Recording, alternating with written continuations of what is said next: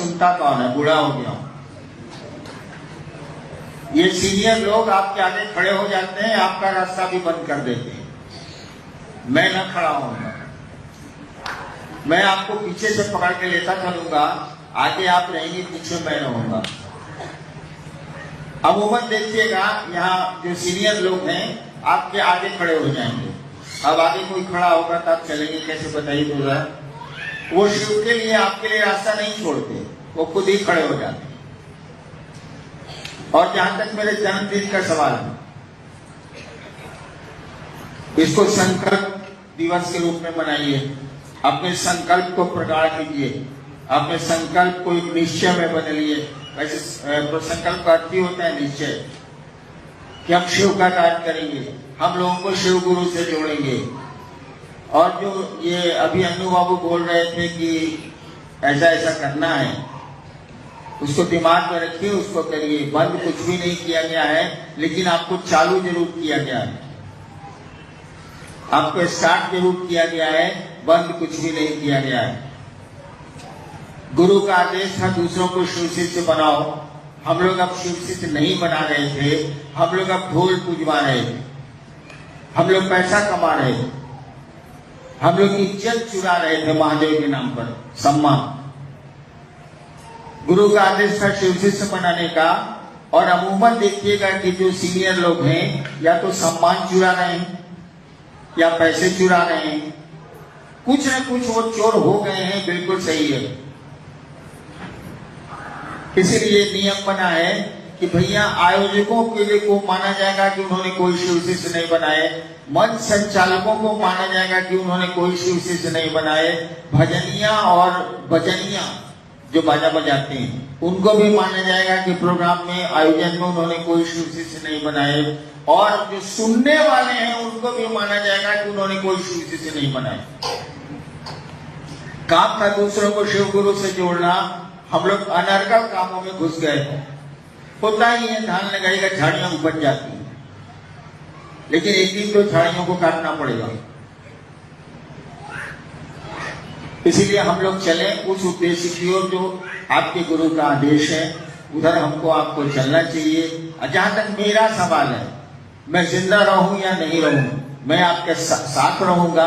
शर्त एक ही है कि आप उस गुरु के आदेश का अनुपालन करें, उस गुरु के आदेश की तरह चलें। घर का काम भी ठीक से करें। जो घर का काम ठीक से नहीं कर सकता है, वो महादेव का काम भी ठीक से नहीं कर सकता है। मैंने कहा था, जो खुद का काम नहीं कर सकता है, वह खुदा का भी काम नहीं कर सकता है। इसलिए घर के प्रति भी सचेत होइए। घर को कभी मसान मत बनाइए। श्मशान और घर में अंतर होता है। मैं बहुत वर्षों तक श्मशान में रहा हूं। घर को मसान मत बनाइए, घर को घर रहने दीजिए, खूबसूरत रहने दीजिए, और उसके साथ साथ शिव का कार्य करिए, अपने गुरु का कार्य करिए। और ये जो झाड़ियां उग गई हैं, धीरे धीरे हम लोग उसको काटने की कोशिश कर रहे हैं कि सही फसल सामने आए। हम लोग तो कोशिश कर रहे हैं, लेकिन आप कोशिश मत करिएगा। कहीं एक आदमी से पूछेगा तो बोलेगा कि हाँ, हम शिव शिष्य नहीं बनाए। एक आदमी से पूछेगा, वो बोलेगा कि हम शिव शिष्य बनाए हैं। एक आदमी से पूछेगा तीसरे से, वो कहेगा हम कोशिश कर रहे हैं। ये सारे कुछ नहीं कर रहे हैं। जो बोलते हैं कि हम कोशिश कर रहे हैं, वो कुछ नहीं करते हैं, वो झूठ बोलते हैं। नहीं बनाया वो भी सच बोल रहा है, जिसने बनाया वो भी सच बोल रहा है। और जो बोलता है कि हम कोशिश कर रहे हैं, समझिए सारा बहुत बड़ा कमीना है। आध्यात्म के क्षेत्र में सारा कोशिश तो कितना साल से कर रहा है। एक आदमी से आपने कहा कि धान लगाओ खेत में, वो कह रहा है कोशिश कर रहे हैं। आप फसल देख रहे हैं कि अब खेत काढ़े, कौन कोशिश हो रही है भाई? किसी की कोशिश नहीं करनी है, काम करना है। सोचना नहीं है, काम करना है। सोचने के लिए तो तय ही है कि क्या करना है, लोगों को शिव गुरु से जोड़ना। आप आगे चले, मैं आपके पीछे हूं, हमेशा रहूंगा, लेकिन आगे नहीं खड़ा होऊंगा, क्योंकि आपका रास्ता बहुत लंबा है, मंजिल बहुत दूर है। शिव आपकी गंतव्य है, शिव आपकी मंजिल है। आपको शिव के पास जाना है। कोई आदमी आपके आगे खड़ा हो जाएगा, वो कितना हो सीनियर का नहीं हूं, मैं ही खुद क्यों नहीं हूं, आपका रास्ता बंद हो जाएगा।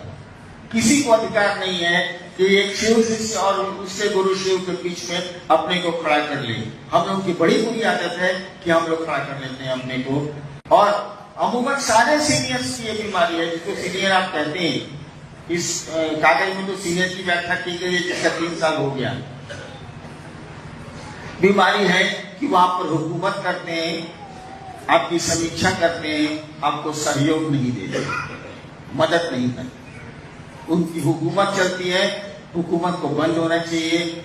और कम से कम आप आध्यात्मिक पुरुष हैं, आपको एक शिष्य और एक गुरु के बीच में खड़ा नहीं होना चाहिए। आप पीछे से मदद कर दीजिए, बगल से मदद कर दीजिए उसकी, अगर कर सकते हैं तो, और उसको आगे बढ़ने।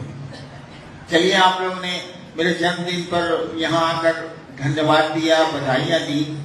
मैं आपको धन्यवाद दूं क्या? मुझको थोड़ा खराब लग रहा। अपनों को धन्यवाद दिया नहीं जाता। चलिए, मैं आपको साधुवाद देता हूं और अपने गुरु शिव से ये कामना करता हूं कि वो आपके जीवन को सुखद बनाए, सुंदर बनाए और शिवमय बनाए।